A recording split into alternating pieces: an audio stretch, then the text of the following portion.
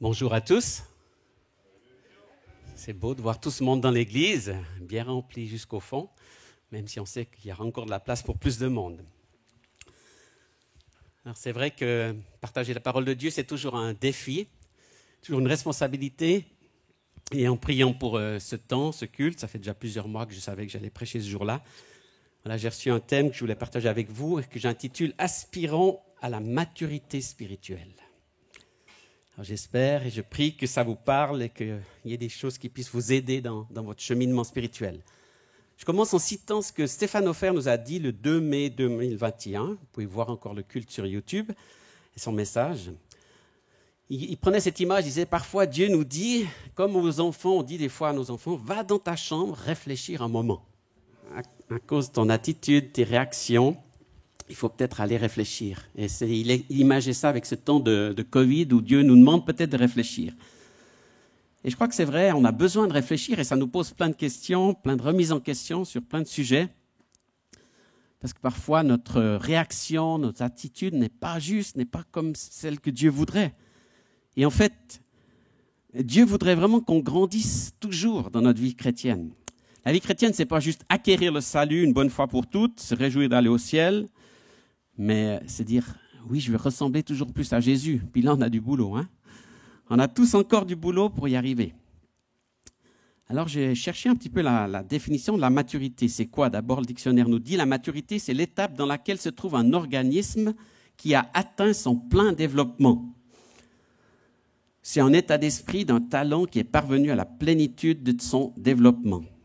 Il y a une résonance, peut-être c'est les retours qui sont verts, je ne sais pas, mais merci. C'est aussi la sûreté dans le domaine du jugement, de la réflexion. Par exemple, un artiste, un sportif, ou un fruit, ou un fromage est arrivé à maturité. Et il est bon quand il est à maturité, n'est-ce pas?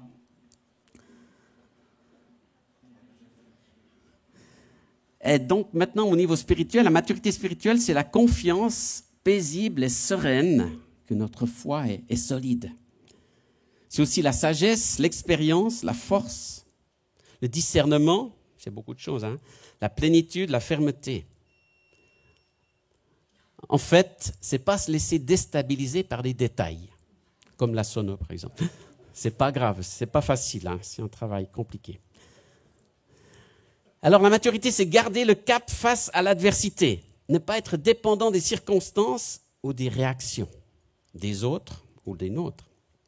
Oser dépasser ses limites, ne pas se laisser impressionner par les circonstances extérieures, en fait. C'est aussi pas se laisser guider par nos émotions. Elles sont là, nos émotions, mais elles ne nous dirigent pas. Dans le monde spirituel, ce n'est pas l'émotion qui dirige, c'est l'esprit de Dieu en nous qui nous dirige et qui conduit même parfois nos émotions, qui rétablit nos émotions. C'est une certitude, Dieu nous aime, on le sait, Dieu nous pardonne, Dieu nous accorde le salut, Dieu veut se servir de nous, Dieu entend nos prières, Dieu entend nos louanges, Dieu prend soin de nous. Est-ce qu'on a besoin toujours de se poser la question par rapport à ces vérités bibliques? Parfois on est tellement insécurisé qu'on se dit, mais est-ce qu'il m'aime vraiment? Est-ce qu'il me pardonne? Pourtant c'est clair, c'est dans la Bible, on le sait, on le prêche, on le chante. Et c'est pour ça qu'on lit la parole. Pas juste comme un livre historique, mais pour que ces vérités, on puisse les acquérir, les saisir et les garder. Lisez par exemple le psaume 139 pour voir ce que Dieu dit de vous, que vous êtes des créatures merveilleuses, voulues par Dieu. Et ça ne change pas. Ce n'est pas les circonstances, ce n'est pas les événements, ce n'est pas nos émotions qui changent. Alors imaginez si vous viviez avec quelqu'un, votre femme, votre mari, vos enfants, et chaque jour il vous demande « mais tu m'aimes toujours ?» C'est déstabilisant. On se dit, mais pourquoi il me pose tout le temps cette question? C'est parce qu'il n'est pas bien. Et on pourrait mettre la faute sur l'autre ou se dire peut-être que c'est moi qui manque de sécurité. Et si on fait la même chose avec Dieu, mais est-ce que Dieu m'aime toujours? Est-ce que Dieu m'aime encore? Est-ce que Dieu est encore là? C'est preuve qu'on n'est pas peut-être affermi dans notre foi ou solide. En fait, ces questions qu'on se pose, c'est bien sûr l'ennemi de Dieu qui nous les fait nous poser, qui vient avec le doute. C'est une de ses armes favorites. En fait, peut-être quelque chose qui va vous aider. On ne peut pas douter de quelque chose qu'on n'a pas. En fait, on doute des choses qu'on a. On doute du salut, mais un non-chrétien qui ne connaît même pas le salut, il ne va pas douter du salut. Il n'y pense même pas. Mais nous qui avons le salut, on doute, on se dit, est-ce que je suis vraiment sauvé? Est-ce que Dieu va vraiment me prendre avec lui? Est-ce que j'irai vraiment au ciel avec les péchés que j'ai encore commis malgré toutes ces années de vie chrétienne? Ben oui, le salut est acquis par la foi. Et Dieu nous pardonne encore. Ça ne veut pas dire qu'on fait n'importe quoi, qu'on profite de la vie, etc. Non, on vit une vie épanouie parce qu'on a l'assurance du salut. La foi, c'est une assurance. Alors, à l'inverse, l'immaturité, c'est quelque chose qui n'est pas mûr. Un manque de maturité dans les domaines affectifs, psychologiques, intellectuels ou spirituels. Les bases ne sont pas posées, on ne sait pas pourquoi on vit, on ne sait même pas pourquoi on est chrétien. C'est l'exemple en fait de l'enfance où on remet toujours en question, où on aimerait déjà être dans un autre stade, on n'accepte pas où on en est. Et puis on a envie de faire plein de choses, mais on n'a encore pas la maturité pour les accomplir. À 16 ans, on aimerait déjà avoir le permis de voiture, puis conduire. Ce n'est pas encore le moment, ça viendra. Tu peux commencer à t'y mettre, faire des cours, apprendre, te former, pour ensuite avoir la maturité pour ça. Et bien sûr, dans plein d'autres domaines. L'immaturité que je vois, par exemple, dans la louange, c'est quand on demande toujours à Dieu, on est là pour louer Dieu, puis en fait, on demande tout pour nous. On loue Dieu, mais on dit, bénis-moi, remplis-moi, touche-moi, moi. Puis finalement, on loue nous-mêmes au lieu de louer Dieu. Sans se rendre compte, bien sûr, on est pris dans ce système-là, parce qu'on a des besoins qui prennent trop de place. La vraie adoration, c'est quand on donne à Dieu, quand on offre nos louanges. C'est une offrande, dit la Bible, c'est un sacrifice.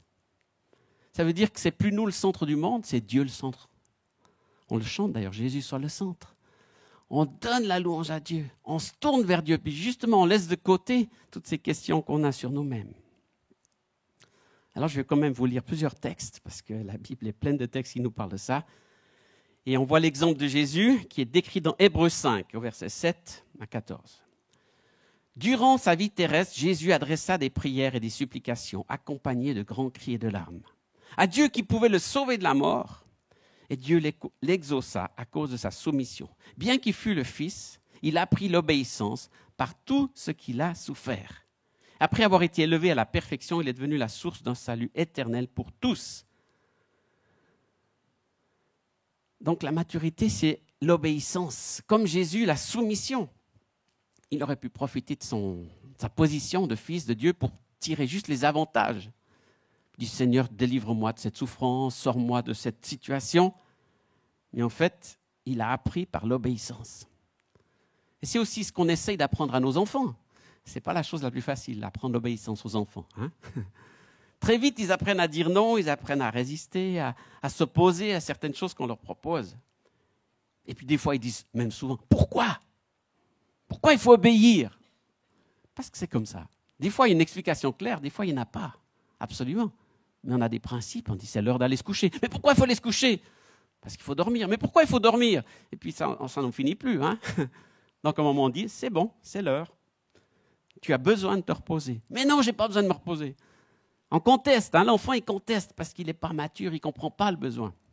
Puis il résiste à ça. Alors que Dieu nous dit, c'est important d'obéir. Et on l'apprend justement dans la famille. Jésus même a dû obéir à son propre Père.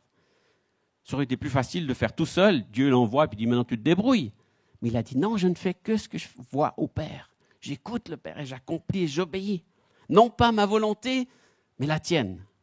Ça, c'est dur. Hein?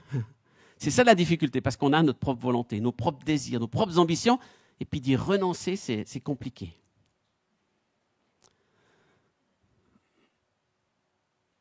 Je vous cite une parole de Tom Bloomer, que sûrement beaucoup connaissent, doyen à Jeunesse en Mission dans l'Université des Nations. Il dit « Quand Dieu ne nous répond pas, c'est qu'il nous fait confiance. »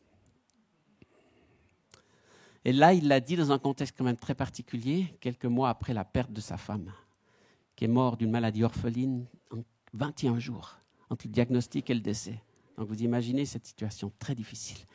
Ça veut dire qu'il n'a pas la réponse, il n'a pas l'explication, on ne peut pas dire c'est à cause de ci ou de ça, parce qu'il y a plein de chrétiens qui ont essayé de lui donner des explications. C'est parce qu'elle a fait ci, elle a fait ça, tu as fait ci, ou tu n'as pas fait ci, ou tu n'as pas fait ça. Mais non, des fois on n'a pas d'explication, si ce n'est la foi, l'obéissance la confiance. Et justement, la maturité, c'est aussi discerner le bien et le mal. Pas juste dans les grands principes de la foi, on sait, il ne faut pas voler, pas tuer, pas mentir, etc. Mais aussi dans les choses pointues, les petits détails de notre vie, ce qu'on écoute, ce qu'on regarde, ce qu'on croit ou ce qu'on ne croit pas. Je suis impressionné par le nombre de messages que je reçois sur Facebook, sur tous les réseaux, où des gens sont effrayés par des nouvelles. Ce qu'on appelle des fake news, beaucoup de fake news. Des nouvelles qui sont effrayantes, si on les prend au premier degré, si on écoute ce qui était dit, puis en plus il y a l'image, il y a le son, et puis on y croit. Attention, attention, attention. Je n'ai pas besoin de vous citer, vous savez de quoi je parle. Hein. Il y a 1000 choses comme ça qui arrivent. Mais surtout, les gens sont déstabilisés, désécurisés, et puis ils se disent, ouais, mais alors, ça veut dire que, et puis tout à coup, le monde va s'écrouler, ça va s'arrêter, puis Jésus va revenir demain, et puis il faut faire ci, faire ça. Oui, Jésus va bientôt revenir. Oui, on doit se préparer. Mais ce n'est pas en étant effrayé par des nouvelles qui, en plus, on ne sait souvent pas d'où elles viennent. Je crois que la clé, le discernement, c'est de trouver la source. Et souvent, il n'y a aucune source. Donc ça, c'est une bonne manière de discerner ce qui est juste, ce qui n'est pas juste. Soyons sages et prudents, mais pas effrayés ou tourmentés. En fait, la maturité, c'est avoir des bases simples, mais des bases solides. Garder les éléments de la foi. C'est quoi le salut ? Être sûr qu'on a le salut, qu'on est sauvé, parce qu'on a demandé à Jésus, parce qu'on a reçu son salut. Le baptême, c'est une base solide. Passez par le baptême. S'il y en a qui ne sont pas encore baptisés, saisissez cette occasion. Il y a des baptêmes dans l'Église régulièrement. C'est une étape d'obéissance. Ouais, mais pourquoi il faut se faire baptiser ? C'est un acte d'obéissance. Jésus s'est fait baptiser, donc nous aussi. Le Saint-Esprit, recevoir le Saint-Esprit, ce n'est même pas une question. Ouais, mais je ne sais pas si moi... Oui, on en a besoin. Puisque c'est nécessaire, puisqu'il s'est proposé par Jésus pour notre avance spirituelle. Notre mission aussi, c'est quoi ? Annoncer le salut aux autres. On n'a pas besoin d'être des évangélistes professionnels, mais partager notre foi, ça fait partie aussi d'une base, la foi. Et puis aussi, il est dit dans les Corinthiens qu'on a tous reçu le ministère de la réconciliation. Réconcilier les hommes avec Dieu, nous réconcilier les uns les autres, ça c'est aussi tout un travail.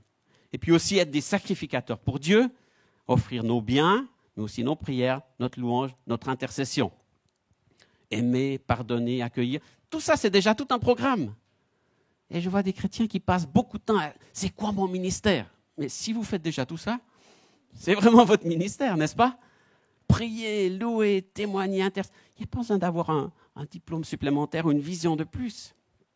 Pour entrer là-dedans, c'est déjà un défi.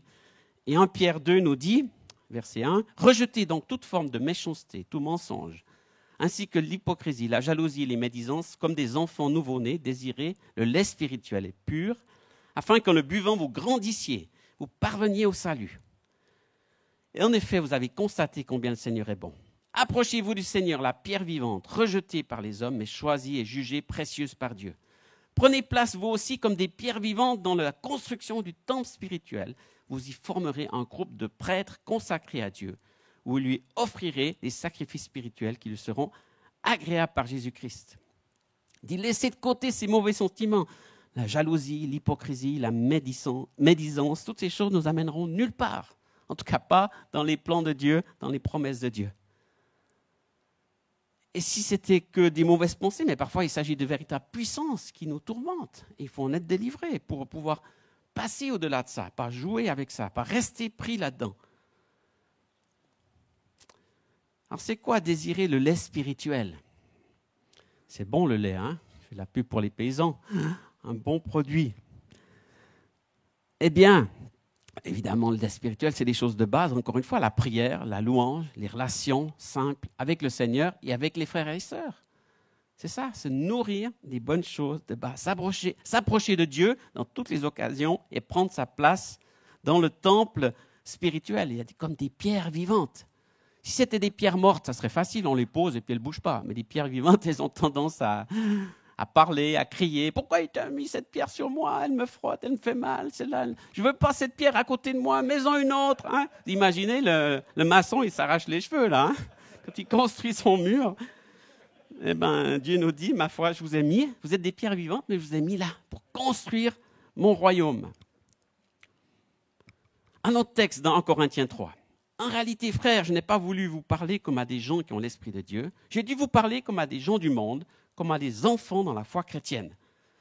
C'est du lait que je vous ai donné et non de la nourriture solide. Alors là, c'est un autre lait, ce n'est pas le lait spirituel, c'est le petit lait. Hein, parce que vous ne l'auriez pas supporté. Et même à présent, vous ne le pourriez pas, parce que vous vivez encore comme des gens de ce monde. Du moment qu'il y a de la jalousie, des rivalités entre vous, ne montrez pas que vous êtes des gens de ce monde et que vous vous conduisez d'une façon toute humaine. Quand l'un déclare « j'appartiens à Paul », un autre dit « j'appartiens à Apollos », n'agissez-vous pas comme n'importe quel être humain, au fond, qui est Apollos, qui est Paul. Nous sommes simplement des serviteurs de Dieu, par lesquels vous avez été amenés à croire. Chacun de nous accomplit le devoir que le Seigneur lui a confié. J'ai mis la plante en terre, Apollos l'a arrosée, mais c'est Dieu qui l'a fait croître. C'est bien, chacun à sa place. Un sème, un arrose, et puis en même temps, on a tous besoin de Dieu. C'est Dieu qui fait le tout final. Ainsi, celui qui plante, celui qui arrose sont sans importance. Des fois, on croit qu'on a un ministère extraordinaire, que ce qu'on fait, c'est indispensable. Il n'y a que nous qui pouvons le faire. Mais non, on fait partie d'un corps et chacun a une place. C'est important ce qu'on fait, mais on n'est pas indispensable. C'est Dieu qui est indispensable dans toute situation. Je finis verset 8. Celui qui plante et celui qui arrose sont égaux. Dieu accordera à chacun sa récompense selon son propre travail, car nous sommes des collaborateurs de Dieu. Vous êtes le champ de Dieu. N'est-ce pas une bonne nouvelle? Dieu vous accueille comme ses collaborateurs. Vous faites partie de son équipe. Il vous a choisi pour être dans son équipe, être dans son champ. On travaille ensemble, pas comme un corps, pas comme des individus égoïstes. Nous sommes une équipe qui gagne. Et c'est important de travailler en équipe. Donc la maturité, ce n'est plus jouer à la rivalité, à la jalousie, à la comparaison. Ou jouer à la foi, jouer à l'Église. Non, si nous venons à l'Église, c'est pour servir, n'est-ce pas? Le corps de Christ, c'est nous qui le représentons. Dieu nous dit que nous sommes ses ambassadeurs. On fait partie de cette Église. Et les gens le savent autour de nous. Hein? Ah, toi qui es chrétien, ah, toi tu vas à l'Église. Hein? Et puis il ne manque pas de nous le rappeler dès qu'on fait une petite erreur ou un petit truc de travers. Hein? Ah, toi tu vas à l'Église, puis tu parles comme ça, ou tu dis ça. Hein? Donc c'est un peu des miroirs, des filtres, c'est pas facile des fois, parce qu'on est jugé même d'une manière difficile parfois, très élevée. Mais en même temps, c'est Dieu a choisi qu'on était ses ambassadeurs, donc n'ayons pas honte. Non, mais moi je suis pas chrétien, non, j'y crois un peu, mais pas trop. Non. Soyons fiers de notre appartenance au corps de Christ. Pas une église avec un nom, peu importe le nom, mais au corps de Christ dans son ensemble. On est ses ambassadeurs placés dans les villages, dans les villes, dans ce pays, pour annoncer sa parole. Et c'est là où on peut annoncer aussi le pardon, l'amour inconditionnel, l'encouragement, le soutien, pas la comparaison, la jalousie, le jugement. C'est parce que Dieu a prévu ça. Alors, est-ce qu'on vient à l'église juste pour nos besoins personnels? Si je vais aller à l'église, peut-être que je recevrai une parole. Peut-être que quelqu'un priera pour moi. C'est vrai. Et j'espère qu'on est béni dans la communion fraternelle et qu'on est béni quand on entre dans la louange, qu'on est béni quand on reçoit une parole. Mais s'il n'y a rien de tout ça, si tu viens une fois au culte, personne ne te parle, les chants ne te conviennent pas, le message, tu ne comprends pas tout, est-ce que ça enlève tout? Ça annule, dit « Oh, j'aurais pas dû y aller, c'est nul. » Puis tu commences à ruminer là-dessus. Celui-là, il m'a regardé de travers, lui, il ne m'a pas parlé, et puis... Là, on est comme les gens du monde. On va dans une attitude qui est complètement fausse, alors que Dieu nous appelle à venir pour recevoir, mais surtout pour donner et apprendre à servir. L'Église, ce n'est pas juste un club. Ce n'est pas un intérêt commun. On se retrouve comme une chorale, un club de foot, un club de couture, un collectionneur ou je ne sais pas quoi. On est là, appelés comme des ambassadeurs pour s'encourager les uns les autres. Alors n'oublions pas surtout d'où nous venons. Sandy l'a prié dans la louange, elle l'a partagé au début de ce culte et ça confirme que ce texte est important. C'est Deutéronome 8, verset 7. Moïse interpelle son peuple. Il dit « Maintenant, le Seigneur votre Dieu va vous faire entrer dans un bon pays. » On aime ces promesses-là. Hein? C'est un pays où il y a beaucoup de torrents, des sources. L'eau qui sort des profondeurs de la terre coule dans les plaines, la montagne. C'est un pays où poussent le blé, l'orge, les vignes, les figuiers, les grenadiers. C'est un pays où il y a beaucoup d'olives et de miel. Là-bas, vous ne manquerez pas de pain, vous ne serez privés de rien. Dans ce pays, les pierres contiennent du fer, vous pourrez tirer du cuivre de ces montagnes. Vous mangerez autant que vous voudrez. Vous remercierez le Seigneur pour le bon pays qu'il vous aura donné. Magnifique. Hein? La suite, verset 11. Mais attention, n'oubliez pas le Seigneur votre Dieu en ne respectant pas ses commandements, ses lois et ses règles que je vous donne aujourd'hui. Vous mangerez à votre faim, vous bâtirez des belles maisons, vous les habiterez, vos bœufs, vos moutons, vos chefs seront nombreux, vous aurez beaucoup d'argent. On dirait qu'il parle de la Suisse, là, je ne sais pas pourquoi. Beaucoup d'or, des biens de toutes sortes. Mais ne devenez pas orgueilleux. N'oubliez pas le Seigneur votre Dieu. C'est lui qui vous a fait sortir d'Égypte, où vous étiez esclaves. C'est lui qui vous a fait sortir de votre vie passée, de votre vie dans le péché, de votre vie avant de le connaître. C'est lui qui vous a fait traverser le désert grand et terrible, plein de serpents venimeux et de scorpions, dans cette terre complètement sèche où on meurt de soif. Le Seigneur vous a fait sortir pour vous donner de l'eau du rocher le plus dur. Dans ce désert, il vous a donné la manne, une nourriture que vos ancêtres ignoraient. Il vous a fait connaître des difficultés pour voir ce que vous valiez et finalement pour vous faire du bien. Wow, on a tous passé par des épreuves, par des déserts, par des morsures de serpents, par des moments où on a manqué d'eau. Et pourtant, Dieu a pourvu, Dieu a donné. Dieu n'a jamais manqué, n'est-ce pas? Il a toujours donné ce qui était nécessaire. Alors, encore une mise en garde, verset 17. Attention, ne dites jamais dans votre cœur, nous sommes devenus riches par nous-mêmes grâce à nos seules forces. Ça aussi, c'est la Suisse. On se dit, oui, on y est arrivé parce qu'on est des bons Suisses, on a bien travaillé, nous on aime le travail bien fait, on aime... Mais ça vient d'où ces valeurs-là qu'il y a dans notre pays? Ça vient de la parole de Dieu. La Suisse était fondée sur des valeurs bibliques. Et les gens les ont respectées. Maintenant, on est en train de les perdre, d'oublier ces valeurs. Et ce n'est pas pour rien que la Bible dit, rappelez-vous, c'est le Seigneur qui vous donne la force d'obtenir ces richesses. Ainsi, aujourd'hui, il respecte l'alliance qu'il a faite avec vos ancêtres. Dieu n'oublie pas l'alliance qu'il a signée. Nous, on a tendance à l'oublier. Ah ouais, j'avais signé un contrat. Ah bon, je ne me rappelle plus. Dieu se rappelle très bien du contrat, de l'alliance. Et on en profite encore. Et on est béni encore à cause de cela. Mais n'oubliez pas. Et la mise en garde, elle est, verset 19, si vous oubliez le Seigneur votre Dieu, si vous suivez d'autres dieux, si vous les servez, si vous vous mettez à genoux devant eux, je vous avertis aujourd'hui, vous disparaîtrez complètement. Waouh! On n'espère pas que ça va arriver à ce point-là. Puis Israël n'a jamais disparu, quand même. Mais il y a eu des moments où ils se sont vraiment éloignés, parce qu'ils ont oublié. Donc la maturité spirituelle, c'est ne pas oublier d'où on vient et où on va. Nous sommes en danger d'oublier notre histoire personnelle, de plus se rappeler comment on était sans Dieu. Puis de dire, maintenant, moi je suis un bon chrétien, j'ai une bonne vie, tout va bien. Mais si Dieu n'était pas intervenu dans votre vie, s'il n'était pas venu vous chercher, vous seriez où? Regardez les gens autour de vous, de vos amis, de votre famille, où ils en sont sans Dieu. Même des gens qui ont connu Dieu, mais qui n'ont pas été jusqu'au bout, qui ont abandonné à partir d'un certain moment à cause de certaines circonstances, qui n'ont plus accepté d'obéir ou de servir Dieu. C'est triste, mais n'oublions pas d'où nous venons au niveau personnel, mais aussi au niveau de la nation et au niveau de l'Église. Si l'Église elle est là aujourd'hui, c'est parce qu'il y a des gens qui ont transpiré, qui ont travaillé et surtout qui ont prié, qui ont payé le prix. Ici à Échalon, avec Steve et Anne déjà dès le début et d'autres qui étaient là avec eux. Mais déjà avant, il y en a d'autres qui ont prié dans d'autres églises pour qu'une église vienne à Échalon. Puis il y en a d'autres qui ont gardé la foi. Vous savez aujourd'hui où est-ce que l'église grandit le plus? C'est dans les pays les plus pauvres. C'est dans les pays où elle est persécutée. Un des plus grands réveils aujourd'hui, c'est en Iran. Pourtant, l'église, elle est souterraine, complètement secrète. Et des gens peuvent être emprisonnés, battus, même mis à mort à cause de leur foi. Et pourtant, il y a des centaines de milliers de groupes de prière en Iran en ce moment. J'ai un ami qui va régulièrement prêcher dans ce pays et encourager ces groupes. C'est pas facile, mais c'est tellement puissant parce que dans la persécution, ils sont là, ils s'accrochent à Dieu. Ils n'ont rien d'autre, mais ils s'accrochent à Dieu. En Chine aussi, il se passe des choses incroyables dans ce pays. Il y a l'église officielle qui est juste tolérée, mais il y a toute l'église souterraine qui est immense, avec des millions de chrétiens.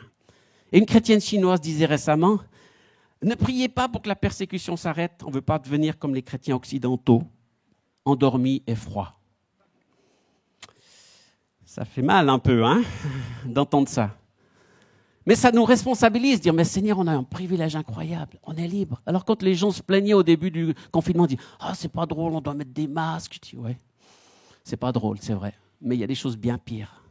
Il y a des chrétiens qui doivent s'enfermer, il y a des chrétiens qui doivent se cacher, ils n'ont même pas le droit de chanter, parce que si on les entend, si les voisins les entendent chanter, ils vont les dénoncer à la police, ils vont être frappés, ils vont être emprisonnés. Il y a des choses bien pires. L'Église persécutée, elle ne se laisse pas arrêter malgré toutes les restrictions, malgré toutes les limitations. Et la vie chrétienne, ce n'est pas juste une option. À un moment, on dit, oh, je vais aller au culte ou je n'y vais pas. Non. Ils se retrouvent pour prier, pour se soutenir, pour s'encourager, pour se fortifier, parce qu'ils en ont besoin. C'est indispensable. Alors que nous, on a tout ce qui est à notre disposition, puis peut-être à cause de ça, on s'endort, et puis on oublie un petit peu les choses importantes, fondamentales.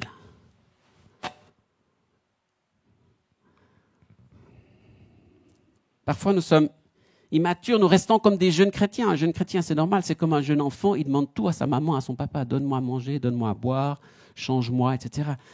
Mais si un chrétien, il reste comme ça, puis il demande à Dieu toujours, donne-moi à boire, donne-moi à manger, Dieu dit, mais quand c'est que tu vas grandir? Je t'ai prévu pour une maturité, pour une vie où tu puisses être autonome, dépendant de moi, mais autonome. Et nous, on aimerait ça avec nos enfants. Si nos enfants restent tout le temps des bébés, ça va être compliqué, hein?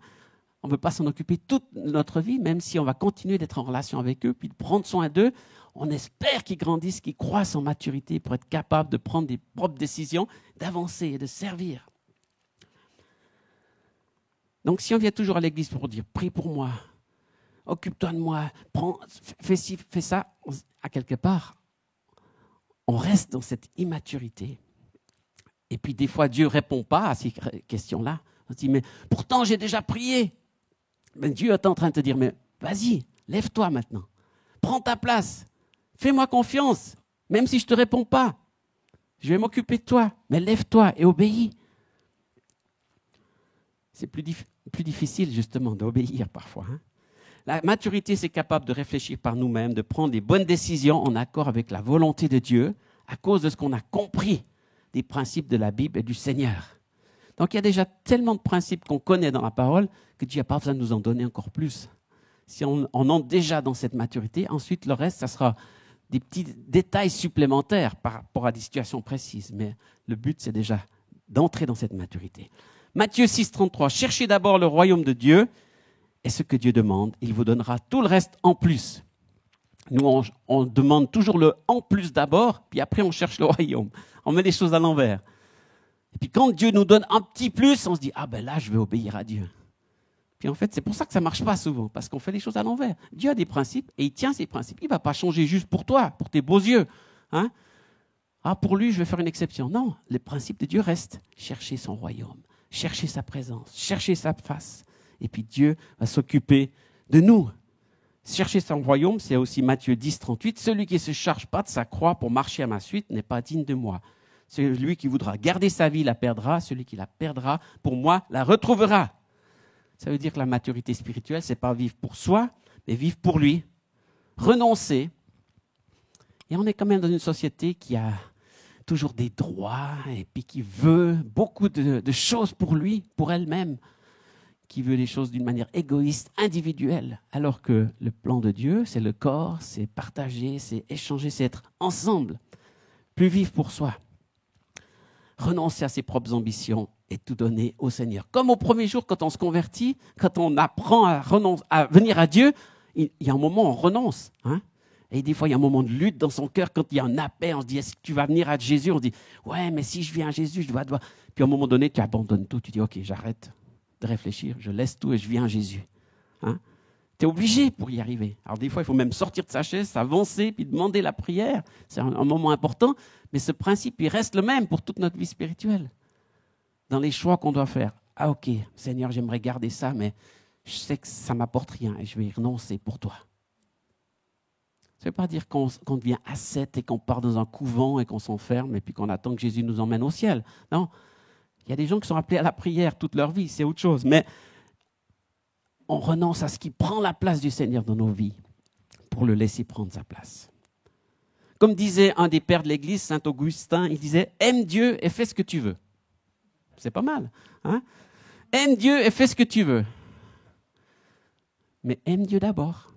Cherchez d'abord et le reste viendra après.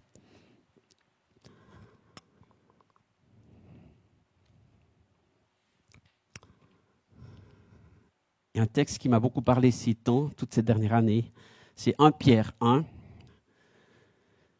où l'apôtre Pierre, l'évangéliste, le disciple Pierre, il dit « Louons Dieu, le Père de notre Seigneur Jésus-Christ. Dans sa grande bonté, il nous a fait naître une vie nouvelle en relevant Jésus-Christ d'entre les morts. Nous avons ainsi une espérance vivante en attendant les biens que Dieu réserve aux siens. » On sait qu'on a un compte dans le ciel qui est réservé pour nous. Hein. Ce sont des biens qui ne peuvent ni disparaître, ni être salis, ni perdre leur éclat. Dieu vous les réserve dans les cieux. À vous que sa puissance garde par la foi en vue du salut, prêt à se manifester à la fin des temps. Ça, c'est magnifique. Vous avez tous un compte en banque céleste avec des biens merveilleux. Mais il y en a qui aimeraient déjà pouvoir les puiser dans le compte tout de suite, puis tout prendre. Un peu comme le fils prodigue, il a tout de suite tout voulu, puis partir avec ça, en profiter. Mais il a mal profité, malheureusement. Mais la suite, vous vous en réjouissez, même s'il faut que, comme ça, juste en passant, hein, même s'il faut que, maintenant vous soyez attristés pour un peu de temps par toutes sortes d'épreuves. Un peu de temps. On ne sait pas si c'est 2 jours, 2 mois, 2 ans. Un peu de temps.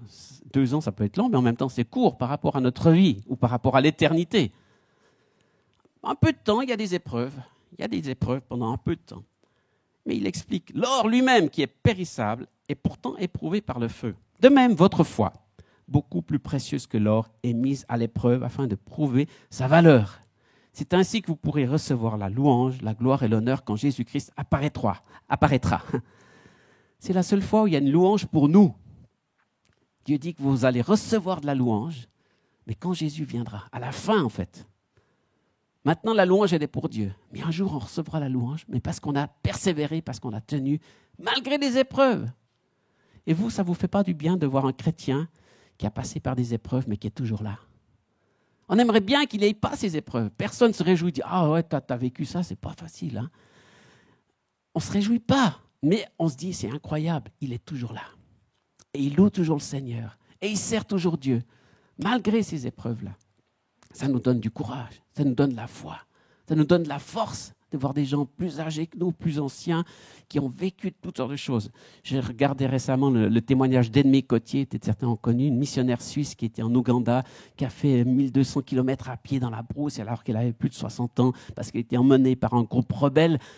Mais cette femme était pleine de feu et de vie à la fin de sa vie. Elle est revenue en Suisse, elle a témoigné dans toutes les églises, les groupes de jeunes. Elle avait une pêche incroyable. Et on se dit, mais quand même, c'est pas juste. Elle a servi Dieu toute sa vie comme missionnaire et puis elle termine sa vie par une épreuve pareille. Et il lui donnait même pas toujours à manger, il la frappait, il l'enfermait. Mais en même temps, elle témoignait à ses soldats qui l'emmenaient, quoi. Et c'est fort d'entendre des témoignages comme ça. Moi, ça m'a beaucoup encouragé dans ma jeune foi chrétienne à l'époque. Et ça m'encourage toujours même de l'entendre. Pour aller voir sur YouTube, Edmé Cotier, vous allez voir, c'est magnifique. Alors je termine avec un texte dans Éphésiens 4. C'est lui qui a fait des dons particuliers aux hommes. Les uns, il a fait des apôtres, d'autres des prophètes, d'autres des évangélistes, des pasteurs, des enseignants.